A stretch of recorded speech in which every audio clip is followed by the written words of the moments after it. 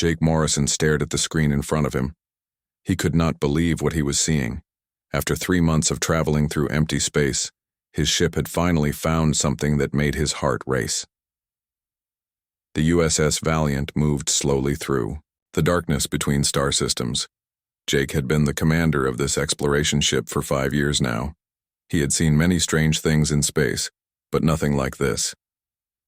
"Captain, you need to see this," said Danny Cole, his second in command. Danny's voice was shaking with excitement. Jake walked over to Danny's station. On the screen was something that looked like a giant metal ball covered in strange symbols. It was floating alone in the emptiness, far from any planet or star. "How big is it?" Jake asked. "About the size of a football stadium," Danny replied. "But Captain, that's not the strange part. Our scanners say this thing is millions of years old." Jake felt his mouth go dry. Millions of years old meant this thing was built before humans had even learned to make fire. It was older than anything they had ever found in space. "Get Dr. Grant up here right now," Jake ordered. Lisa Grant was the smartest person on the ship when it came to alien technology. She had spent her whole life studying old alien ruins and artifacts. If anyone could figure out what this thing was, it would be her. Lisa arrived on the bridge within minutes. Her eyes went wide when she saw the object on the screen. "My God," she whispered. "Jake, this could be the most important discovery in human history." "What do you think it is?" Jake asked. "I don't know yet, but look at these energy readings," Lisa said, pointing at her tablet. "This thing is still active after millions of years. Whatever power source it uses, it's far beyond anything we understand." Jake made a decision that would change everything for humanity. "Danny, bring us closer. Lisa, I want you to study this thing from every angle. Don't touch it yet, but scan everything you can." For the next 6 hours, Lisa and her team ran every test they could think of. The object, which they started calling the beacon, was unlike anything humans had ever seen. It was made from materials that did not exist anywhere else in the galaxy. The symbols covering its surface seemed to shift and change when no one was looking directly at them.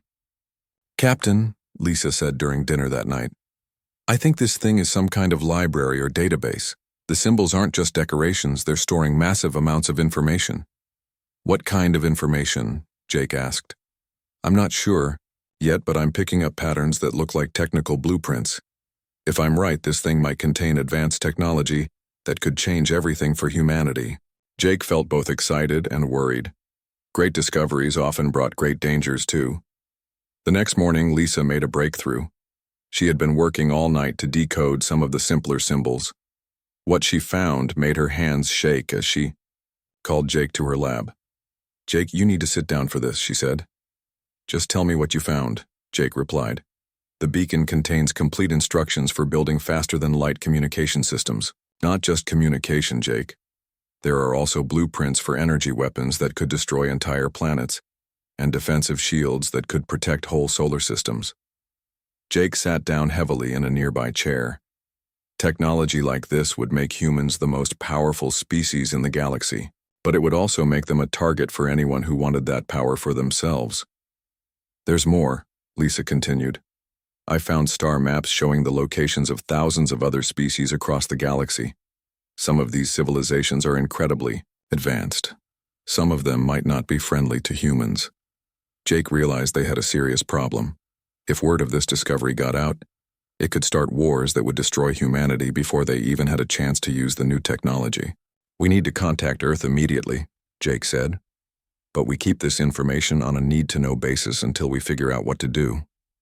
Jake sent a coded message back to Earth explaining their discovery. He tried to keep the details simple, but he made sure Earth's leaders understood how important this find was. The reply came back 3 days later. Admiral Patricia Hayes, the head of Earth's Space Forces, ordered them to continue studying the beacon, but to avoid activating any of its systems until further notice. 2 weeks later, everything changed again. Danny was monitoring long-range communications when he picked up something strange. "Captain, I'm getting signals from multiple alien ships heading in our direction." Jake rushed to the bridge. "How many ships?" "At least 12, coming from different directions. They'll be here in about 6 hours." Jake's stomach dropped. Somehow, other species had learned about their discovery. But how? They had been careful to keep all communications coded and brief. The answer came when the alien ships arrived. The lead vessel sent a message in perfect English. "Human vessel, this is Ambassador HFY of the Galactic Council. We wish to speak with you about your recent discovery. We come in peace and friendship." Jake had never heard of the Galactic Council, but the fact that they knew about the beacon meant they had been watching human communications somehow. "This is Commander Jake Morrison of the USS Valiant. How do you know about our discovery?" "Commander Morrison, we have been aware of your species for some time. We monitor all space activities in this region of the galaxy. Your discovery of what you call the beacon is of great interest to us. We would like to help your species understand what you have found." Lisa grabbed Jake's arm. "Don't trust them," she whispered. "If they've been watching us, why haven't they made contact before?" "Now?" Jake nodded, but he knew they had little choice. The alien ships were much larger than the Valiant, and their weapons could probably destroy his ship easily. "What kind of help are you offering?" Jake asked. "We would like to invite humanity to join the Galactic Council as a member species. We can teach you about galactic civilization and help you develop the technology you have discovered responsibly. All we ask is that you allow us to study the beacon alongside your scientists." It sounded too good to be true, and Jake's instincts told him to be careful, but this could also be humanity's chance to join a larger community of intelligent species. "I need to discuss this with my government on Earth," Jake said. "Of course, Commander. We will wait for your response. But please understand, technology like the beacon is very dangerous in inexperienced hands. The sooner we can help you, the safer everyone will be." Jake ended the communication and looked at his crew. Everyone was staring at him, waiting for orders. "Danny, send everything we've learned back to Earth immediately. Include recordings of our conversation with the aliens. Lisa, keep studying the beacon but don't activate anything." As Jake watched the alien ships floating nearby, he could not shake the feeling that humanity had just walked into a trap they did not even know existed. 6 months had passed since first contact with the Galactic Council. Tracy Logan stood at the window of her office on Nexus Prime, looking out at the massive city that stretched as far as she could see. As Earth's first ambassador to the galactic community, she should have felt proud. Instead, she felt worried. The Council had welcomed humanity with great ceremony. They gave humans their own embassy building and promised to teach them about galactic civilization. President Kevin Walsh, back on Earth, was excited about the opportunities this would bring. But Tracy was starting to notice things that did not make sense. Every time humans tried to establish new trade routes, the Council found reasons to deny them. When human colonies wanted to expand to nearby star systems, Council officials said those areas were restricted. Most troubling of all, every piece of human technology was being carefully watched and controlled. Tracy walked to her desk and looked at the reports from human colonies across the galaxy. The pattern was clear, but she hoped she was wrong about what it meant. Her assistant, Peter Brown, knocked on the door. "Ambassador, you have a meeting with Council member Drexton in 1 hour." "Thank you, Peter. Any word from Commander Morrison?" Peter's face grew dark. "No, ma'am. He and Dr. Grant have been at the Council research facility for 3 months now. They haven't been allowed to send any messages to Earth." Tracy felt her stomach tighten. Morrison and Grant had been sent to work with Council scientists to study the beacon. The Council said this was necessary for everyone's safety, but 3 months without any contact was not normal. "Keep trying to reach them," Tracy said. "Something is not right about this whole situation." Meanwhile, at the Council research facility on the other side of Nexus Prime, Jake Morrison stared at the data on his computer screen. What he was seeing made his blood run cold. "Lisa, you need to look at this," he called to Dr. Grant, who was working at another station nearby. Lisa came over and read the information Jake had found. Her face went pale. "This can't be right," she whispered. "I've checked it 5 times. The beacon isn't just advanced technology. It's a weapon that can destroy entire star systems by making their suns explode." Lisa sat down heavily in a chair. "Jake, there's something else. I've been studying the Council's own records when they weren't watching. They haven't been honest with us about their history. What do you mean? The Council wasn't the first group to discover beacon technology. According to these files, there have been dozens of other species who found similar artifacts over the past 10,000 years. Jake felt his heart start beating faster. Where are those species now? That's just it, Jake. They're all gone. Every single species that discovered beacon technology has been completely destroyed. The Council claims they died from wars or natural disasters, but the timing is too perfect.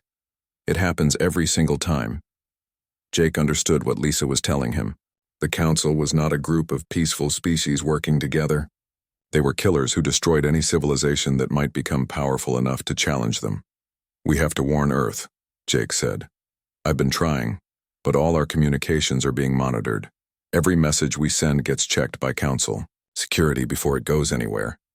Jake thought for a moment. What if we hide a message inside our regular research reports?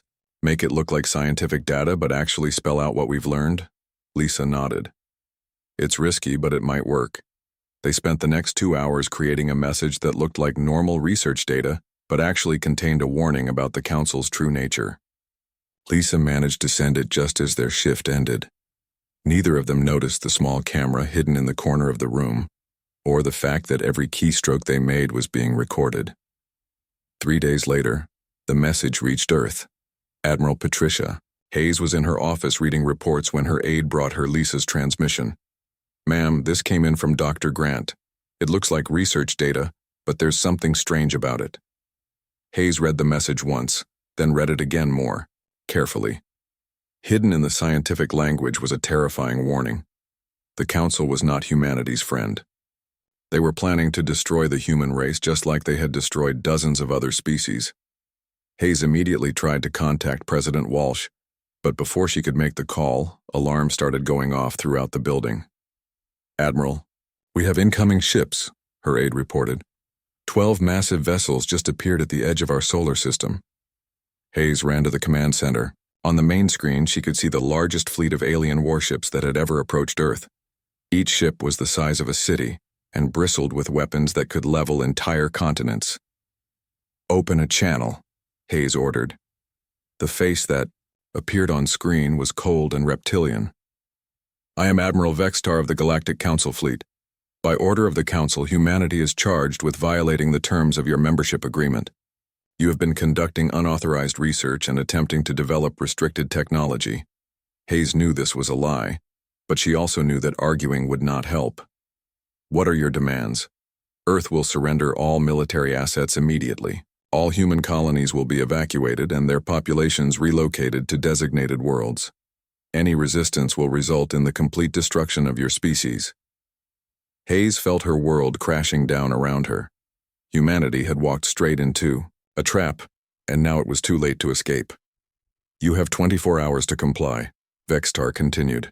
If you refuse, we will begin with the destruction of your largest cities. The transmission ended, leaving Hayes staring at the massive alien fleet hanging in space above Earth like hungry predators. Back on Nexus Prime, Tracy Logan was meeting with Council member Drexton when security forces burst into her office. Ambassador Logan, you are under arrest for espionage and conspiracy against the Council, said the lead officer, a brutal-looking alien with scarred skin and cold eyes. What are you talking about? Tracy demanded. Your people have been caught attempting to steal Council technology and send unauthorized messages to Earth. The penalty for such crimes is death. Tracy realized that Jake and Lisa had been discovered. The trap was closing around all of humanity, and there was nothing any of them could do to stop it. As she was dragged away in chains, Tracy heard the sound of explosions in the distance. The Council was already beginning to destroy human facilities on Nexus Prime. The war that would determine humanity's fate had begun, and the humans were losing before they even knew they were fighting. President Kevin Walsh stood in the Situation Room deep beneath the White House. On the main screen, he could see the Council fleet hanging over Earth like dark clouds before a storm. 24 hours had passed since Admiral Vextar's ultimatum, and Walsh knew he was out of options. What are our chances if we fight? Walsh asked Admiral Hayes. Hayes looked at the data one more time before answering. Mr. President, our most powerful weapons can't even scratch their shields. We might destroy one or two of their smaller ships, but they would wipe out every major city on Earth in response. Walsh felt the weight of 7 billion lives on his shoulders. And if we surrender?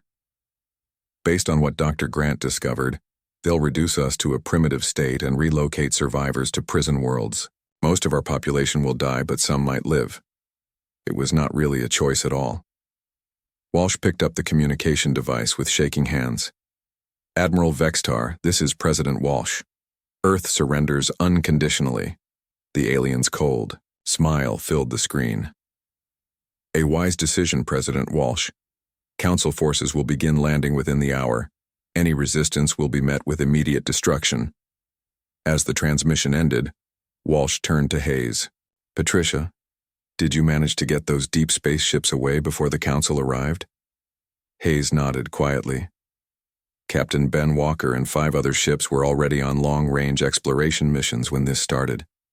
They're months away from Earth and operating under communication silence. The Council doesn't know they exist. Good. At least some part of humanity might survive this. The Council's plan unfolded with terrible efficiency. Landing craft descended on every major city, carrying soldiers who looked like they were built for war. They moved through the streets with ruthless precision, destroying anything that could be used as a weapon. Colonel Ryan Brooks led Earth's defense forces in their final battle outside Washington, D.C. His tanks and aircraft were the best humanity had to offer, but they were like toys compared to Council technology. Sir, their shields are absorbing everything we throw at them, reported his lieutenant over the radio. Keep firing, Brooks ordered, even though he knew it was hopeless. Make them work for every inch. The battle lasted 6 hours. When it was over, Brooks and most of his men were dead. The few survivors were rounded up and sent to processing centers. The same scene played out across the galaxy wherever humans had settled. On New Montana, Governor Susan Clark tried to organize the farming communities to resist. The Council's response was swift and brutal. They bombed the planetary capital from orbit, killing Clark and 50,000 civilians in the first strike. Captain Alex Stone held out longer on the mining colony of Titan 7. His garrison used the underground tunnels to fight a guerrilla war against Council forces. For 3 days, they made the aliens pay for every tunnel and chamber. But in the end, Council troops pumped poisonous gas into the mines. Stone died choking on toxic fumes, still firing his rifle at the enemy. The worst part was how systematic it all was. The Council did not just want to defeat humanity. They wanted to erase everything that made humans capable of fighting back. They destroyed every university and research facility. They burned libraries and databases containing human knowledge. They identified anyone with military training, scientific education, or leadership skills and executed them on the spot. Dr. Martin Ross, Earth's leading physicist, was shot while trying to hide his research notes. Engineer Carol White was killed for refusing to reveal the locations of hidden weapons factories. Teacher Bob Green died protecting his students from Council soldiers who were rounding up anyone who could read and write. The survivors were loaded onto transport ships like cattle. Families were separated deliberately. Children were taken from their parents and sent to different worlds. The Council wanted to make sure humans could never organize or fight back again. Jake Morrison and Lisa Grant watched it all happen from their prison cell on Nexus Prime. Council guards had installed screens showing the destruction of Earth and the human colonies. They were forced to watch their civilization burn. They want us to see this, Lisa said, tears streaming down her face. They want us to know that we failed. Jake's hands were clenched into fists, so tight his knuckles were white. How many people? Do you think they've killed? Billions, Lisa whispered. Most of Earth's population is gone. The colonies, too. Maybe 100 million humans are left alive in the entire galaxy. The prison guards seemed to enjoy showing them reports from different worlds. On Paradise Station, 3 million colonists were herded into cargo ships. Half of them died during transport to the prison worlds. On New Berlin, anyone over the age of 40 was executed to reduce the number of people who remembered human technology. The Council's method was perfect in its cruelty. They did not just destroy human civilization. They made sure that the survivors would be scattered, frightened, and ignorant. Within a generation, most humans would forget they had ever lived among the stars. But the Council made one mistake. They were so focused on destroying everything they could see that they forgot about what they could not see. Captain Ben Walker stood on the bridge of the USS Thunderbolt, reading the last transmission from Earth. His ship and 5 others were the only human military vessels that had escaped the trap. They were alone in the dark between galaxies with no home to return to and no way to contact other survivors. "Captain, what are your orders?" asked his first officer, Lieutenant Tom Davis. Walker looked at the star charts showing the vastness of space around them. 6 ships and 3,000 crew members were all that remained of humanity's military might. Any sane person would run as far away as possible and try to start over somewhere else. "Set course for the Outer Rim," Walker said. "We're going to find every human prison world, every Council military base, and every alien who participated in this genocide." "Sir, with respect, we're just 6 ships.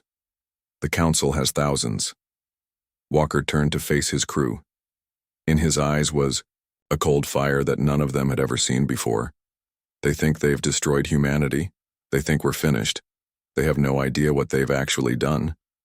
He pointed at the display showing the burning remains of Earth. "They didn't just attack our planet, they attacked our children, they attacked our families. They attacked everything we ever loved or cared about." Walker's voice grew quieter but somehow more frightening. "We're not going to run. We're not going to hide. We're going to show them what happens when you back humans into a corner with nothing left to lose." The crew of the Thunderbolt looked at their captain with a mixture of fear and hope. They were outnumbered 1,000,000 to 1, but they were still alive and they were still fighting. The Council thought they had won. They had no idea that humanity's real war was just beginning. 5 years had passed since the fall of Earth. On the prison world of Kepler 7, humans lived in simple mud huts surrounded by electric fences. The Council guards watched them constantly, making sure they stayed weak and afraid. Mary Johnson picked vegetables in the work fields under the hot alien sun. She had once been a doctor on Earth, but now she was just another prisoner. The Council had made sure all the smart humans were either dead or broken. "Keep working," shouted Guard Captain Vorth as he walked between the rows of vegetables. "Lazy humans get no food tonight." Mary kept her head down and continued picking. She had learned not to fight back. The guards would beat anyone who showed defiance, but late at night, when the guards could not hear, she still told stories to Guy, the children, about the time when humans had traveled among the stars. The Council believed they had won completely. Their reports showed that human resistance had been crushed. The scattered survivors on prison worlds were slowly dying from poor food and medical care. In another generation, humans would be extinct. But in the dark space between galaxies, something was growing stronger. Captain Ben Walker stood in the command center of his hidden base. What had started as 6 ships had grown into something much larger. The base was built inside a dead planet floating in the void, invisible to Council sensors. "Report," Walker said to Chief Engineer Tony Martinez. "We now have 47 operational ships, Captain, all equipped with improved stealth systems and weapons based on captured Council technology." Walker nodded. For 5 years, his people had been busy. They had raided Council supply convoys, captured alien ships, and slowly built a fleet that could actually fight back. But more importantly, they had been gathering information. Lieutenant Nancy Green stepped forward with her intelligence report. "Sir, we've mapped every major Council installation in 12 star systems. We know where their fleets are based, where their leaders live, and where they keep their weapons." "What about the prison worlds?" Walker asked. "We've located 43 worlds where human survivors are being held. Total population is estimated at 80 million people scattered across the galaxy." Walker felt anger burning in his chest. 80 million survivors out of 7 billion. The Council had murdered more than 90% of his species. And our infiltration teams? Nancy smiled for the first time in months. "That's the good news, sir. We have people inside Council territory, on 20 different worlds. They've been sabotaging communications, stealing technology, and mapping defenses for 3 years now. The plan Walker had developed was ambitious beyond anything humans had ever attempted. They would not just rescue the human prisoners. They would do to the Council exactly what the Council had done to humanity. "Show me the target list," Walker ordered. A holographic display showed the 12 homeworlds of the Council species. Each one was marked with detailed information about population, defenses, and strategic importance. "The Krillian homeworld has 2 billion inhabitants," Nancy reported. "The Zephyrian capital has 5 billion. The Nexus Prime system has over 10 billion aliens from all Council species." Walker studied the numbers. 30 billion aliens across 12 worlds. It was more than 4 times the entire human population before the war. "They killed our children," Walker said quietly. "They destroyed our worlds. They scattered our people across the galaxy like animals." He turned to face his staff. "We're going to return the favor, but we're not going to leave survivors who might rebuild and come after us later. When we're done, there won't be a single Council species left in the galaxy." The room fell silent. What Walker was proposing was the complete destruction of 12 entire alien civilizations. It was genocide on a scale never before attempted. "Sir," said Commander Ellen Price, Walker's second-in-command, "that's billions of innocent lives, children who had nothing to do with what happened to us." Walker's eyes were cold as ice. "The Council didn't worry about our innocent children when they bombed our cities. They didn't care about our families when they separated them and sent them to die on prison worlds." He pointed at the display showing Council worlds. "Every single one of these species voted to destroy humanity. Every single one of them participated in our genocide. They made their choice 5 years ago. The preparation for the final assault took another year. Human infiltrators moved into position throughout Council space. Stolen Council ships were modified with human improvements. Most importantly, they perfected the star-killing weapons they had learned about from the beacon. Jake Morrison and Lisa Grant, still imprisoned on Nexus Prime, had become symbols of human resistance.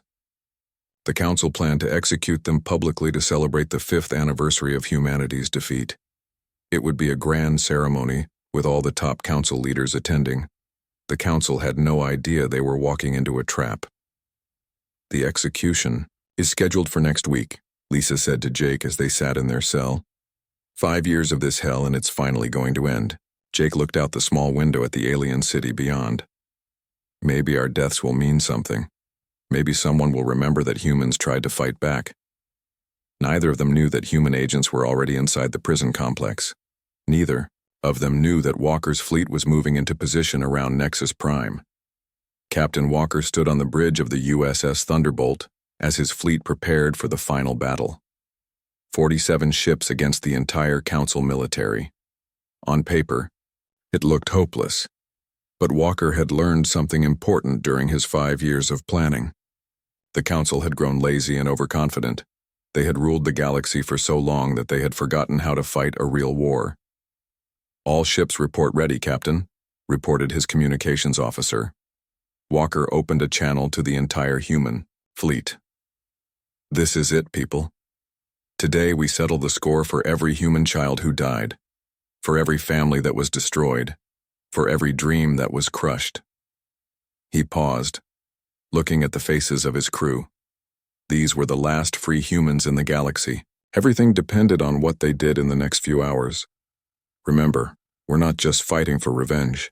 We're fighting to make sure this never happens to anyone ever again. When we're done, the galaxy will know that humans are not a species you can safely attack." The fleet moved toward Nexus Prime, and toward a battle that would determine whether humanity would die in chains or live free among the stars. The execution ceremony on Nexus Prime was the grandest event the Council had organized in decades. Millions of aliens filled the massive stadium to watch the final humiliation of humanity. Jake Morrison and Lisa Grant were brought out in chains, their heads held high despite 5 years of imprisonment. Council leader Kethvar stood at the podium, his voice echoing across the stadium. "Today marks the end of the human threat to galactic peace. These criminals tried to steal our technology and challenge our authority. Their deaths will serve as a warning to any species that dares to defy the Council." The crowd cheered as the executioner raised his weapon. But before he could strike, Explosions rocked the stadium. Human soldiers in stolen council armor burst through the entrances, firing at the guards with deadly precision. Sergeant Kelly Fox led the rescue team straight to the execution platform. "Get down," she shouted to Jake and Lisa as laser blasts filled the air around them. The crowd panicked, running in all directions as more explosions shook the massive building. In the confusion, Kelly's team freed Jake and Lisa and began fighting their way toward the exit. But the rescue was just a small part of something much larger happening across the galaxy. At that exact moment, the human fleet emerged from hyperspace around 12 different star systems. Each council homeworld suddenly found itself under attack by ships they had never seen before. Captain Walker stood on the bridge of the USS Thunderbolt as it appeared above the Krillian homeworld.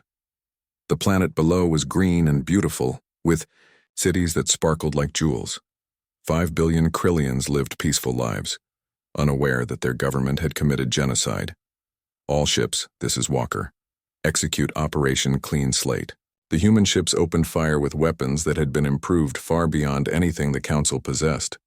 The Krillian defense fleet tried to respond, but their ships exploded before they could even return fire.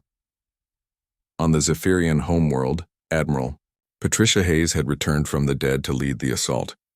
She had spent 5 years hiding among the human prisoners, waiting for this moment.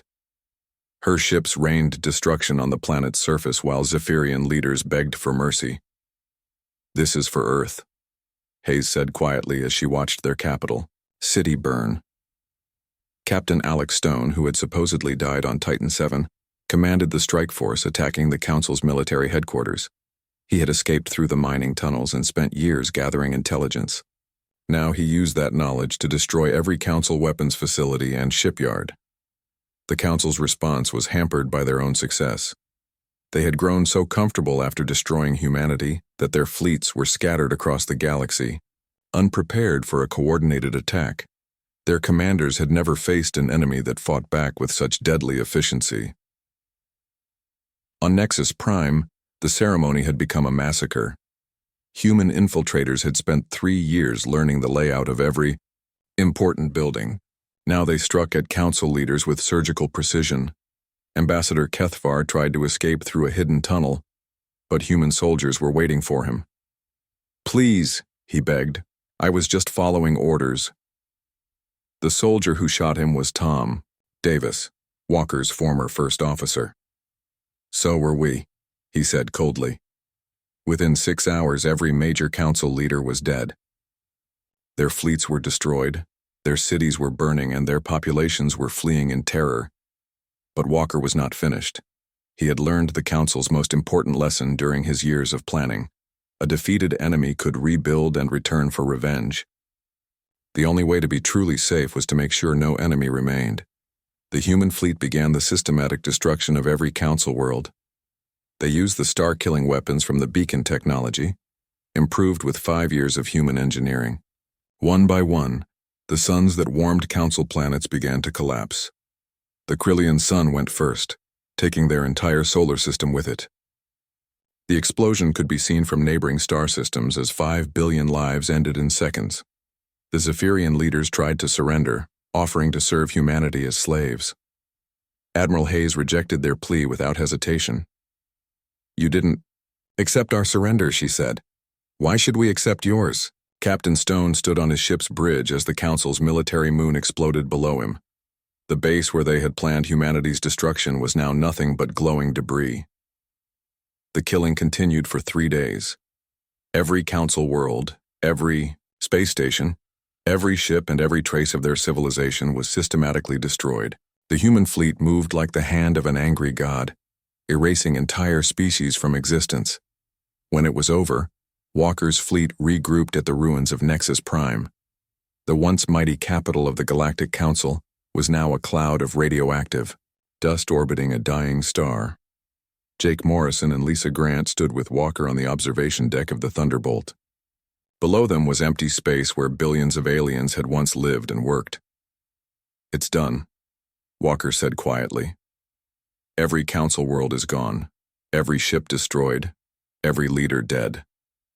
Lisa stared at the destruction they had caused. Ben, we've killed over 30 billion intelligent beings. We've committed genocide on a scale that makes the Council look merciful. Walker's face showed no emotion. They started this war when they decided to destroy humanity. We just finished it. The human fleet began the long journey back to the prison, worlds to free the surviving humans. But there was no celebration, no cheers of victory. Everyone understood what they had become. Jake looked at the empty space where the greatest civilization in the galaxy had once existed. What happens now? We've eliminated every potential threat, but we've also become the thing we fought against. Walker was quiet for a long time before answering. We rebuild our worlds. We free our people. We make sure humanity survives and grows. Strong. He turned away from the window. And if anyone else ever threatens to destroy us, we'll do this again. The scattered human survivors were rescued and taken to new worlds. Earth was rebuilt, stronger than before. The empty star systems that had once belonged to the Council became human territory. Humanity expanded across the galaxy, alone among the stars. They had proven that they were not a species to be underestimated, betrayed, or attacked. The silence of dead worlds served as a permanent reminder of what happened to those who tried. Dr. Lisa Grant, now Director of Human Defense, stood in her office looking at star maps of human space. A young officer brought her reports of a new alien signal, detected in a distant galaxy. Should we make contact, ma'am? The officer asked. Grant looked at the data for a long moment. Monitor them closely. If they show any signs of aggression toward human colonies, we know what to do. The officer nodded and left. Grant turned back to the window, where she could see ships carrying human families to new worlds among the stars. Humanity had survived. They had won. But the price of that victory would echo through the galaxy forever.